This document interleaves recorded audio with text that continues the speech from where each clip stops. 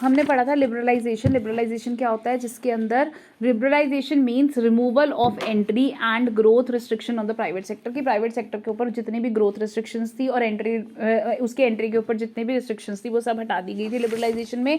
अब उसने हमारे को बताया था कि भाई हमने गवर्नमेंट ने कुछ कुछ रिफॉर्म्स लाए। कौन कौन से लाए थे? Industrial sector reform, financial reforms, tax reforms, foreign exchange reform और trade and investment policy reforms, जिसमें से हम टैक्स रिफॉर्म्स तक 3 रिफॉर्म्स पढ़ चुके थे लास्ट वीडियो में। Industrial sector reform, financial reform, आपका tax reform. Industrial sector reform में हमने क्या क्या पढ़ा था कि रिडक्शन इन इंडस्ट्रियल लाइसेंसिंग खत्म हो गई, ठीक है, पब्लिक सेक्टर का रोल कम कर दिया गया and D reservation under the small scale industries जो है वो कम कर दी गई। डी रिजर्वेशन हो गया कि सिर्फ ये नहीं है कि स्मॉल स्केल इंडस्ट्रीज ही कुछ चीज़ें प्रोड्यूस करेंगी, आपकी ऐसा पहले था उसको ख़त्म कर दिया गया और MRTP एक्ट निकाला गया। तो ये 4 चीज़ें हमने पढ़ी थी इसके अंदर इंडस्ट्रियल सेक्टर रिफॉर्म्स के अंदर। एक तो आपका reduction in industrial licensing, decrease in public sector, dereservation under small industries and MRTP act मतलब monopolies restrictive trade and practices act जो है वो निकाला गया सो दैट की जो लार्ज कंपनीज है वो मोनोपोली नहीं करे।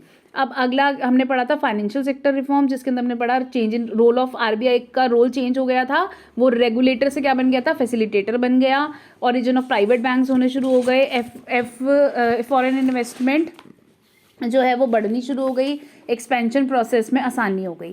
टैक्स रिफॉर्म में हमने पढ़ा डायरेक्ट और इनडायरेक्ट टैक्सेस जो हैं वो 2 तरीके के टैक्सेस बताए थे और हमारे को बताया कि मेजर रिफॉर्म्स क्या है, रिडक्शन इन द टैक्सेस हो गया, reforms in indirect taxes and simplification of the process कि लोग जो है वो टैक्स इवेजन नहीं करें, अब टैक्स से बचे नहीं, वो टैक्स दें, ठीक है। तो रिडक्शन कर दी टैक्सेस में, इनडायरेक्ट टैक्सेस में रिफॉर्म्स आए और सिंप्लीफिकेशन हो गया प्रोसेस सो दैट कि ज़्यादा से ज़्यादा लोग जो है वो टैक्स भर सकें। नेक्स्ट दिया हुआ तुम्हारे को foreign exchange reforms. Foreign exchange reforms में हम क्या पढ़ रहे हैं, the important reforms made in the foreign exchange market was devaluation of rupee. अब वैल्यू जो रुपी है उसकी वैल्यू जो है वो डीवैल्यू हो रही है, रिडक्शन हो गई थी डोमेस्टिक करेंसी की हमारी। Devaluation refers to reduction in the value of domestic currency by the government to overcome the balance of payment crisis. The rupee was devalued against foreign currencies, this led to an increase in the inflow of foreign exchange. इससे क्या हुआ कि inflow होना शुरू हुआ, devalue कर दी हमारी foreign currency so that कि भाई जो बाहर के लोग हैं वो क्या करें, हमारी कंट्री में से आके सामान खरीदें, ज़्यादा से ज़्यादा इनफ्लो हो। हमारी डीवैल्यूएशन हो गई रुपी की। Market determination of exchange rate, the government allowed rupee value to be free from its control. Free from its control उसने बोला कि market determination of exchange rate में क्या है, the government allowed rupee value to be free from its control. As a result market forces of demand and supply determine the exchange rate of Indian rupee in the foreign currency की in terms of foreign currency जो भी रुपी की value थी वो किसके ऊपर वो determine कैसे होगी, मार्केट के ऊपर छोड़ दिया था, मार्केट फोर्सेस के ऊपर। मार्केट डिमांड और मार्केट सप्लाई से जो है वो प्राइस जो है वो हमारी रुपी का सेट होता था। तो क्या क्या फॉरेन एक्सचेंज रिफॉर्म्स हुए, एक तो डिवैल्यूएशन हो गया रुपी का और दूसरा market determination of exchange rate जो है वो होना शुरू हुआ। तो ये 2 फाइनेंशियल फॉरेन एक्सचेंज रिफॉर्म्स आए। उसके बाद हमारे आया trade and investment policy reforms. Trade and investment policy reforms में क्या हुआ, before 1991 a lot of restrictions, बहुत टैरिफ और कोटाज लगाए जाते थे कि कोई भी इम्पोर्ट नहीं होगा, to were impose on import to protect the domestic industries को बचाने के लिए, प्रोटेक्ट करने के लिए बहुत ज़्यादा हैवी टैक्सेस लगाए जाते थे, हाई टैरिफ्स या कोटास लगाए जाते थे। However this protection reduced the efficiency and competitiveness of the domestic industries. और इससे क्या हुआ कि हमारी डोमेस्टिक इंडस्ट्रीज थी उनकी एफिशिएंसी कम रही और कॉम्पिटिटिवनेस नहीं हुई and led to their slow growth, और उनकी वजह से कि बहुत ज़्यादा स्लो ग्रोथ हुआ हमारी इंडस्ट्रीज़ का। सो the reforms in the trade and investment policy were initiated, और अब रिफॉर्म्स आने शुरू हुए ट्रेड और इन्वेस्टमेंट पॉलिसी के अंदर to increase the international competitiveness. किस लिए कि इंटरनेशनल कॉम्पिटिटिवनेस बढ़े इंडस्ट्रियल प्रोडक्शन की, to promote foreign investment and technology into the economy कि फॉरेन इन्वेस्टमेंट और टेक्नोलॉजी इकोनॉमी के अंदर आ पाए, to promote efficiency of local industries and adoption of modern technologies. वो कहता है कि हमारे को क्या क्या, so the reforms in the trade and investment policy were initiated to increase the international competitiveness बढ़ाने के लिए, फॉरेन इन्वेस्टमेंट एंड टेक्नोलॉजी लाने के लिए इकोनॉमी के अंदर, और अपनी लोकल इंडस्ट्रीज की एफिशिएंसी बढ़ाने के लिए और मॉडर्न टेक्नोलॉजी अडॉप्ट करने के लिए ये हमारे जो trade and investment policy reforms लाई गए।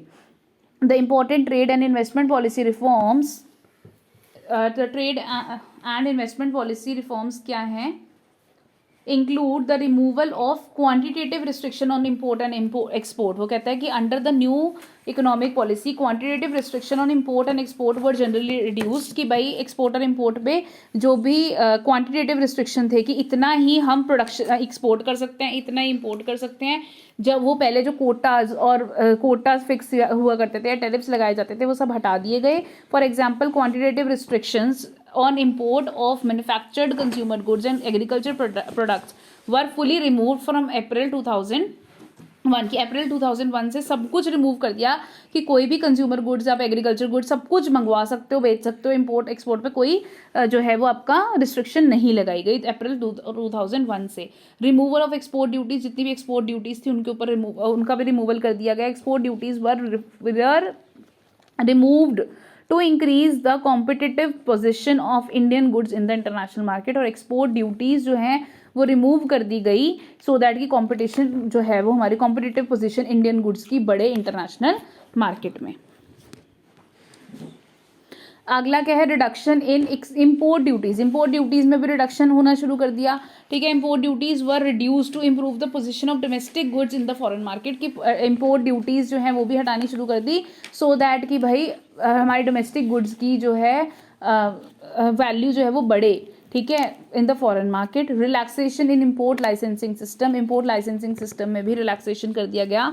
Import licensing was abolished except in case of hazardous and environment sensitive industries. This encourage domestic industries to import raw material at better price which raise their efficiency and made them more competitive। वो कहते हैं कुछ hazardous या फिर जो ऐसे product जो environment friendly नहीं होते थे उनके अलावा सब पे जो है इंपोर्ट लाइसेंसिंग हटा दिया गया सो दैट कि लोग जो हैं वो बेटर रॉ मटेरियल मंगवा सकें और अच्छी अपनी एफिशिएंसी बढ़ा सकें, कॉम्पिटिटिव बन सकें ज़्यादा से ज़्यादा। तो ये हमारे लिबरलाइजेशन के 5 हमने पढ़ी कौन कौन से रिफॉर्म्स हुए। Industrial sector reform, financial sector reform, tax reform, foreign exchange reform and trade and investment policy reforms. उसके अंदर हमने अलग अलग पॉइंट्स पढ़े कि क्या क्या रिफॉर्म्स जो हैं वो क्या क्या रिफॉर्म्स इंट्रोड्यूस करे गए थे, ठीक है।